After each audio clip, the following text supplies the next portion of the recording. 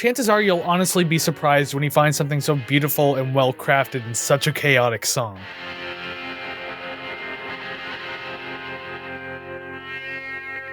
Growing up, I wasn't exactly a stranger to music going outside of that 4/4 norm that everyone's used to.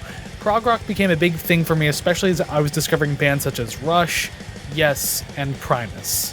So suddenly when I was finding this kind of stuff in the world of metal, even though it has existed for quite some time, it really kind of shook up my expectations of where and when I could expect this type of thing in music.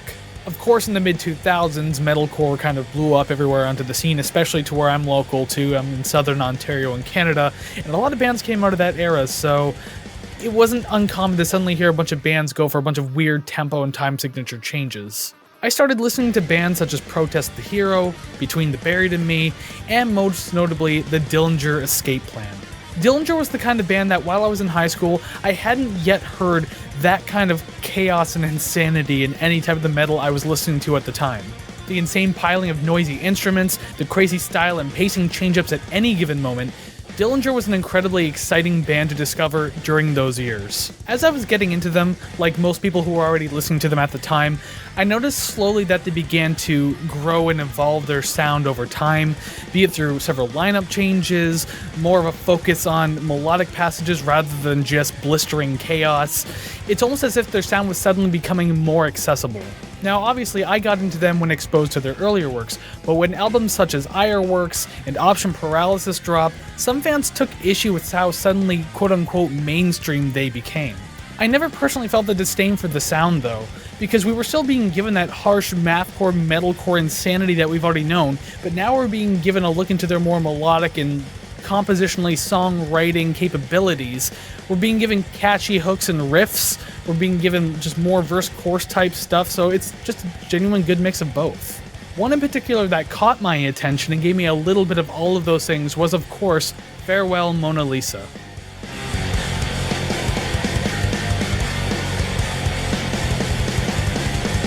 Farewell Mona Lisa is the opening track off of Dillinger's fourth full-length studio album, and that would be 2010's Option Paralysis. The album was released under their own sub-label Party Smasher, which is actually just an affiliate of Season of Mist, and the lineup for this track and the album consists of frontman Greg Puciato, guitarist, pianist, and programmer Ben Weinman, Liam Wilson on bass, and Billy Reimer on drums. The music on the track was composed by Weinman and the lyrics were done by Puciato. Weinman also stepped in as producer on this track alongside longtime collaborative producer Steve Evans. Evans has also worked with various other metal and punk projects throughout the years, some notable acts including Hatebreed, Sepultura, Suicide Silence, and many more. And some that aren't even metal or punk, some of them actually surprised me, so he's got quite the catalog.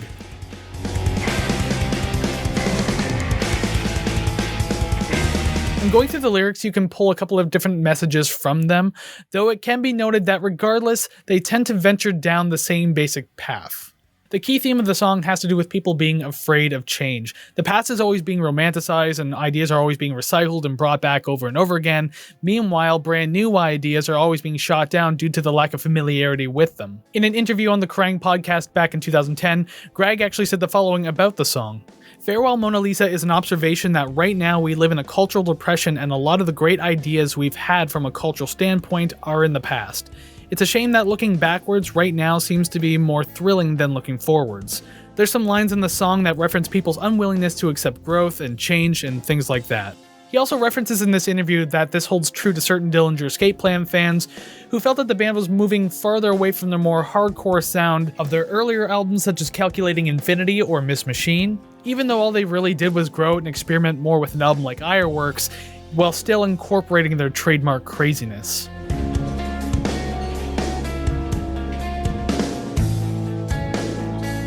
The song starts out rather unassuming in the opening seconds, but there's definitely still a sense of dread in the air. The distorted and wavy guitar riffs set the scene for much bigger things to come. And I say opening seconds because it takes all of 11 of them for a blistering wall of noise and screaming to suddenly start pummeling you.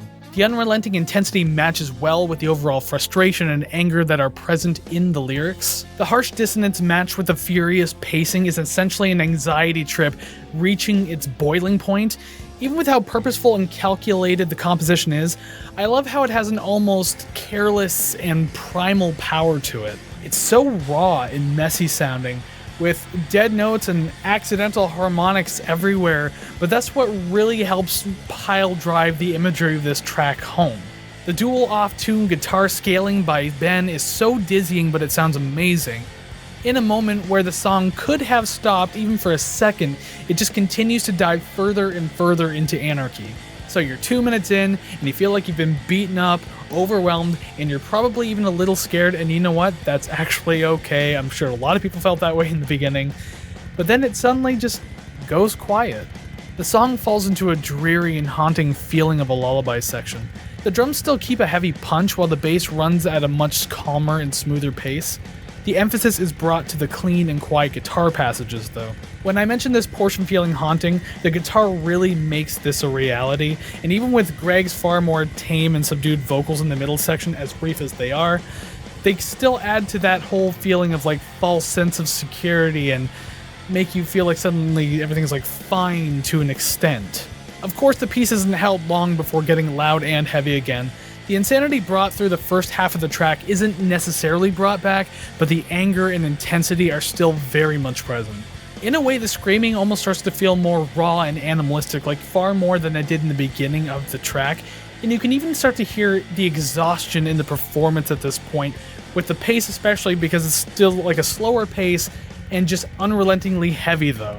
The song continues to ramp up in this time to reach one more grand chorus, giving you almost everything it has left. I say almost because of the multiple long drawn-out dissonant hints at the end that eventually bring the song to an unsettled and seemingly angry end. The music is balanced surprisingly well here too, from the chaotic dissonance to the slow and more haunting passages to the trudging blasts of hell towards the end. It does a really, really good job at broadcasting that imagery that it's almost like trying to deal with its anger in real time in this song. Though they do have a number of songs structured in this manner, such as the blistering powerhouse like Sunshine the Werewolf, for example, from 2004's Miss Machine, there's just something far more brooding about this one. Maybe it's the personal nature of the lyrics, maybe it's the fact that they're still producing these crowd-crushing songs 13 years into their career, but it's just written and performed absolutely amazingly. Something I should have written in my notes and I didn't, so this one's coming completely off the cuff. I didn't even mention the soundscape of the song as well. Everything happening quietly in the background. There's a lot of ambience and a lot of effects going on in the background. And I believe a lot of that was produced by Ben Wyman as well. But it also just adds that darker, dreary atmosphere. Feels kind of like abandoned, almost like a haunted house in a way. It's just very creepy. It adds so much to the atmosphere of the song. I know I'm just repeating myself because again, there's no notes I'm going on, but I should have written that down. It is a fantastic addition to the track. You're not even thinking about it when it happens, so upon multiple listens, as you pick up more and more on it, you start to appreciate it more, so it just adds to how great this track really is.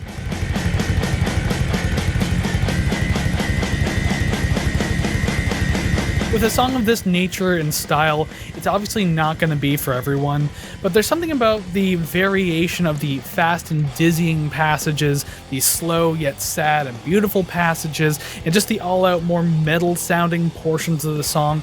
There's a lot here that you can really dig into and digest. It's just so well thought out and presented that the more you listen, the more you take away from it. As I just mentioned a minute ago, with all the background ambience and effects and everything like that, those are the things you start to pick up on. Maybe riffs that you missed, maybe just little changes that you missed.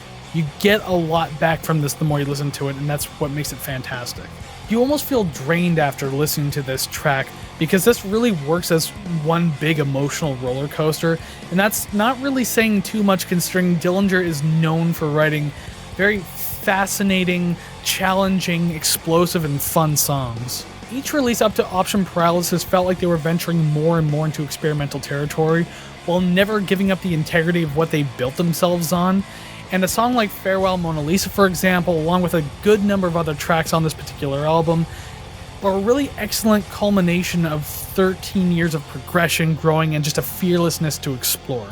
Though they still made good music after this album, this one just felt far more special because it definitely shows that they weren't willing to slow down yet. And that's why I love this song.